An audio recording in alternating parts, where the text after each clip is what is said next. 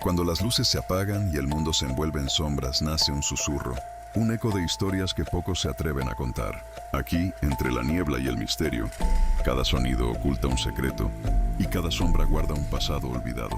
Bienvenido a Susurros de Medianoche, un lugar donde lo inexplicable cobra vida. Prepárate para adentrarte en lo desconocido y enfrentar lo que acecha en la oscuridad. ¿Estás listo para escuchar lo que susurra la medianoche?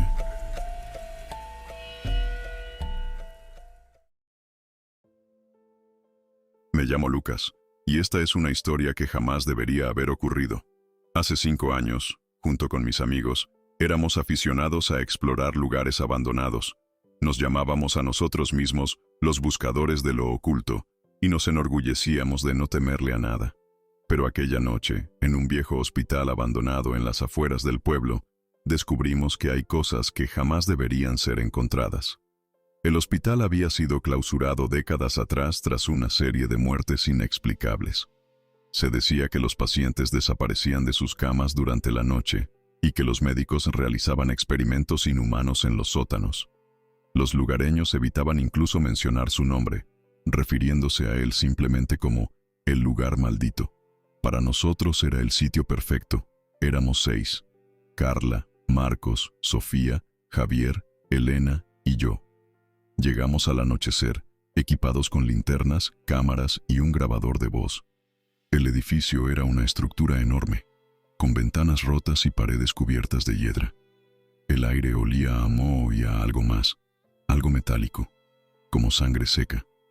Al cruzar las puertas principales, sentí un escalofrío recorrer mi espina dorsal, pero lo atribuí al frío de la noche. El interior era un laberinto de pasillos oscuros y habitaciones vacías.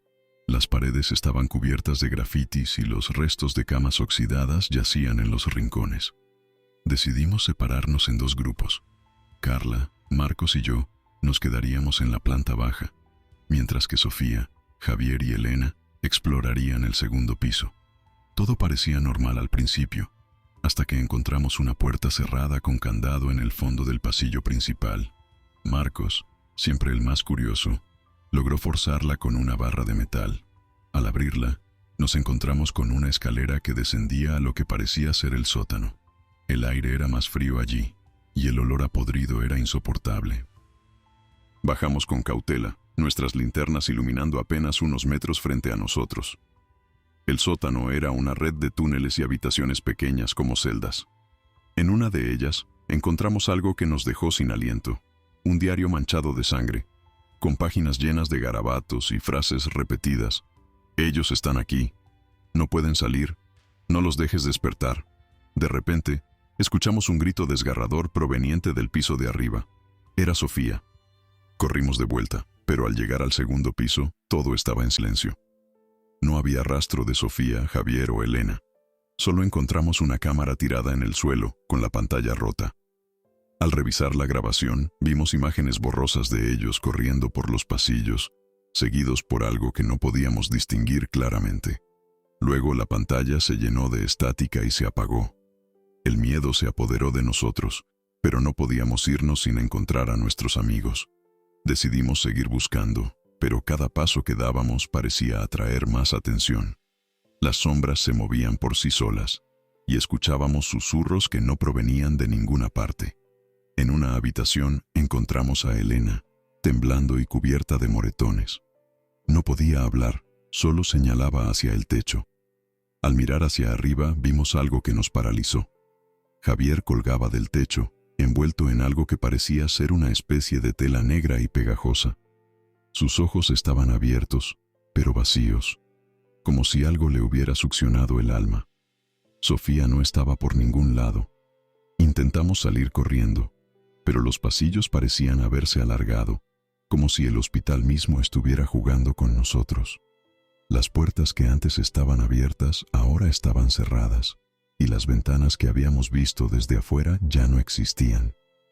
Finalmente encontramos una salida de emergencia, pero al abrirla nos dimos cuenta de que no llevaba al exterior, sino a una habitación oscura y circular. En el centro de la habitación había una figura alta y delgada, cubierta de esa misma tela negra que habíamos visto en Javier.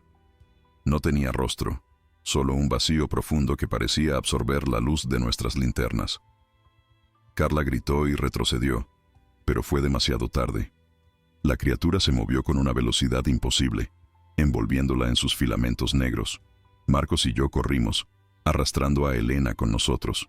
Logramos encontrar otra salida, esta vez real, y escapamos del hospital. Una vez afuera, nos desplomamos en el suelo, jadeando y llorando. Elena seguía en estado de shock, y Marcos no dejaba de repetir: no fue real, no fue real. A la mañana siguiente, volvimos con la policía, pero el hospital estaba completamente sellado. No había rastro de nuestra entrada, ni de Carla, Sofía o Javier. Los oficiales nos miraron con escepticismo, como si creyeran que estábamos mintiendo. Elena fue internada en un hospital psiquiátrico, y Marcos desapareció una semana después. Yo soy el único que queda, y cada noche, cuando cierro los ojos, veo esa habitación circular y esa criatura sin rostro, esperándome.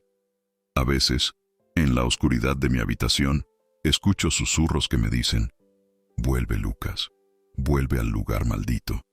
Y aunque sé que no debo, algo dentro de mí siente que no tengo elección, porque ellos todavía están allí, esperando, y no descansarán hasta que alguien más cruce esa puerta. Mi nombre es Daniel, y durante años he sido un cazador de historias oscuras, aquellas que nadie se atreve a contar. He recorrido asilos abandonados, cárceles en ruinas y cementerios olvidados, pero nada pudo prepararme para lo que encontré en el refugio de los olvidados, un lugar que no aparece en los mapas y del que solo se habla en susurros. El refugio era un antiguo orfanato situado en lo profundo de un bosque denso y silencioso. Según las leyendas, en los años 40, los niños que vivían allí comenzaron a desaparecer uno a uno. Las autoridades nunca encontraron respuestas y el lugar fue cerrado abruptamente. Los pocos que se atrevieron a acercarse afirmaban que, en las noches de luna llena, se escuchaban llantos y gritos provenientes del edificio. Para mí, era el lugar perfecto para descubrir la verdad. Esa noche éramos 3, yo, Lucía y Marcos. Llegamos al anochecer, equipados con linternas, grabadoras y cámaras de video. Desde el momento en que cruzamos la cerca derruida, el ambiente cambió. El aire se volvió denso, como si el bosque mismo nos estuviera observando. El edificio, una estructura gótica y desgastada, parecía respirar, con sus ventanas rotas como ojos vacíos y su puerta principal entreabierta, como una invitación macabra. Al entrar, el olor a moho y descomposición nos golpeó con fuerza. Las paredes estaban cubiertas de grafiti y las escaleras crujían con cada paso. En la planta baja encontramos salas vacías, pero en una de ellas había algo que nos detuvo en seco. Un mural pintado con lo que parecía ser sangre seca. Representaba a niños con rostros deformados, rodeados de figuras sombrías. En la parte inferior, una frase escrita en letras temblorosas decía: ellos nunca se fueron. Decidimos subir al segundo piso. En el pasillo, todas las puertas estaban cerradas, excepto una al final. Al acercarnos, sentimos un frío intenso que nos erizó la piel. La habitación era pequeña, con paredes cubiertas de dibujos infantiles, pero lo que más nos impactó fue lo que había en el centro. Una silla de madera, vieja y gastada, con manchas oscuras en el asiento. Detrás de ella, en la pared, había otra frase: siéntate y únete a nosotros. Marcos, incrédulo, se acercó a la silla. Esto es una broma pesada, dijo, pero en el momento en que tocó el respaldo, las luces de nuestras linternas comenzaron a parpadear. Un susurro, bajo y gutural, llenó la habitación. Era como si docenas de voces hablaran al mismo tiempo, pero no podíamos distinguir las palabras. Lucía, con voz temblorosa, sugirió que nos fuéramos, pero antes de que pudiéramos movernos, la puerta se cerró de golpe. Intentamos abrirla, pero estaba atascada. El susurro se volvió más fuerte, y de repente, la silla comenzó a moverse sola, arrastrándose hacia Marcos. Él retrocedió, pero algo invisible lo empujó hacia la silla, obligándolo a sentarse. En ese instante, las luces se apagaron por completo. Escuchamos a Marcos gritar: pero su voz se distorsionó, como si algo lo estuviera ahogando desde dentro. Lucía y yo golpeamos la puerta con todas nuestras fuerzas, pero no cedía. De repente, el susurro se convirtió en una risa aguda y desquiciada, y sentimos que algo nos rodeaba, tocándonos, jalándonos. Finalmente la puerta se abrió de golpe y caímos al pasillo. Marcos no estaba con nosotros. Lo buscamos desesperadamente, pero solo encontramos su linterna tirada en el suelo, apagada. Decidimos salir del edificio, pero al bajar las escaleras, escuchamos pasos detrás de nosotros. Nos giramos y vimos a Marcos, pero algo estaba mal. Su rostro estaba pálido y sus ojos completamente negros. Nos sonrió, pero no era su sonrisa. Era la sonrisa de alguien más. Corrimos hacia la salida, pero al llegar al auto, el motor no arrancó. En ese momento, Marcos apareció en la puerta del refugio, sosteniendo algo en sus manos. Un muñeco de trapo viejo y sucio. Nos miró fijamente y dijo con una voz que no era la suya: «Ahora somos muchos». El auto arrancó de repente, y nos alejamos a toda velocidad. Nunca volvimos a ver a Marcos. Desde esa noche, he tenido pesadillas recurrentes en las que veo a los niños del refugio, sus rostros deformados y sus ojos vacíos. Y cada vez que cierro los ojos, escucho el susurro, cada vez más fuerte, diciendo: «Vuelve y siéntate con nosotros». Me llamo Daniel, y junto con mis amigos, solíamos adentrarnos en lugares abandonados en busca de emociones fuertes. Éramos un grupo de 5. Yo, Rebeca, Javier, Ana y Carlos. Pero todo cambió la noche que decidimos explorar un antiguo sanatorio psiquiátrico en las afueras de la ciudad. Un lugar que, según las leyendas, estaba maldito por los horrores que habían ocurrido dentro de sus muros. El sanatorio llevaba décadas abandonado. Su estructura, una mezcla de piedra y hierro oxidado, se alzaba como un gigante enfermo en medio de un bosque denso y silencioso. Las ventanas estaban rotas y las puertas colgaban de sus goznes como si algo las hubiera arrancado desde adentro. Los rumores decían que los pacientes habían sido sometidos a experimentos inhumanos y que sus almas aún vagaban por los pasillos, atrapadas en un ciclo eterno de sufrimiento. Llegamos al lugar cerca de la medianoche. El aire era frío y pesado, como si el bosque mismo nos estuviera advirtiendo que no entráramos. Pero nosotros, impulsados por la curiosidad y la arrogancia juvenil, cruzamos las puertas rotas y nos adentramos en la oscuridad. El interior era un laberinto de pasillos estrechos y habitaciones vacías. Las paredes estaban cubiertas de grafitis y manchas que parecían secas, pero que, al acercarnos, desprendían un olor metálico y dulzón. Rebeca fue la primera en notarlo. ¿Huelen eso?, preguntó, cubriéndose la nariz con la manga de su suéter. Nadie respondió. Todos estábamos demasiado concentrados en el eco de nuestros pasos, que resonaban como si alguien más estuviera caminando junto a nosotros. Decidimos separarnos para explorar más rápido. Javier y Ana se dirigieron al ala este, mientras que Rebeca, Carlos y yo nos quedamos en la planta baja. Fue entonces cuando comenzamos a escuchar los susurros. Al principio, eran apenas audibles, como si vinieran de muy lejos, pero poco a poco se hicieron más claros, más insistentes. «Daniel», escuché que decían. «Daniel, no deberías estar aquí». Me detuve en seco. Rebeca y Carlos me miraron, pálidos. «¿Lo escucharon?», pregunté en voz baja. Ellos asintieron, pero antes de que pudiéramos decir algo más, un grito desgarrador resonó desde el ala este. Era Ana.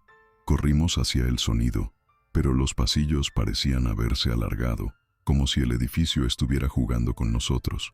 Cuando finalmente llegamos, encontramos a Javier de rodillas, temblando. «Ana». Ana desapareció, balbuceó. Estábamos en una habitación y de repente las paredes empezaron a sangrar. Ella gritó, y luego no estaba. Intentamos calmarlo, pero el ambiente se volvió cada vez más opresivo.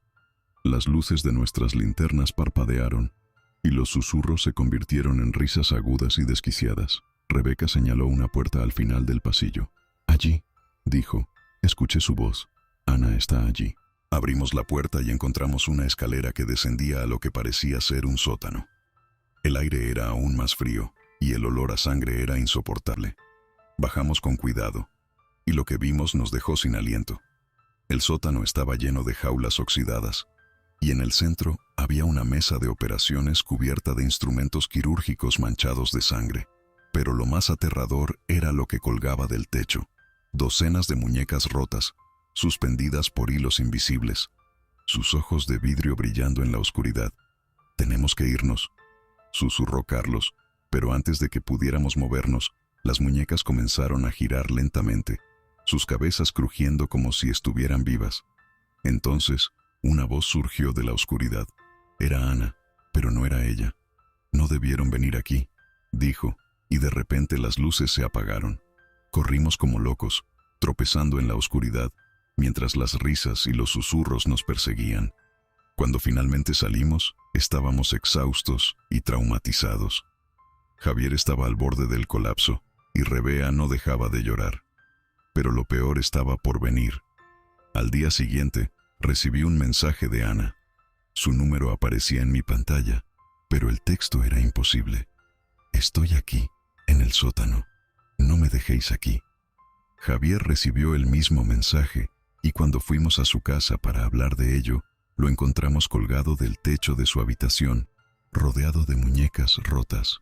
Nunca volvimos a hablar de lo que sucedió esa noche, pero a veces, cuando estoy solo en mi habitación, escucho susurros que dicen mi nombre, y sé que el sanatorio aún nos espera.